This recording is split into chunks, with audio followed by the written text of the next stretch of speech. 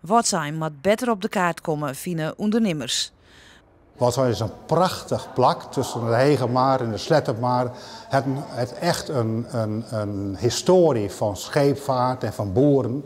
En dat verhaal kan we inderdaad wel beter vertellen. Dus ik vind inderdaad wel dat we beter ons best doen om op Woodsheim op elkaar te zetten. Wat ik ook wel zie is dat er heel veel gecentreerd wordt op Sneek. Dat daar heel veel gebeurt en dat hier gewoon eigenlijk niet echt dingen namens de gemeente ontwikkeld worden en dergelijke. Maar ik hoop dat we met z'n allen laten zien dat wij er zeker mogen wezen.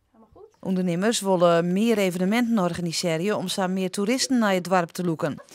De toekomst zaait in elk geval een soort goed sta. Het dorp had correct een nieuwe passantenhaven kregen. Woudsend is een vreemd dorp, want we liggen hier op een kruispunt van vaarwegen. Dus we hebben heel veel water. En van alle kanten heel veel bootjes en gasten.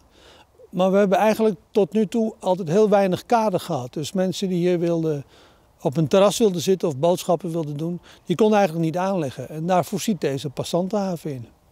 De toeristen kunnen maar komen.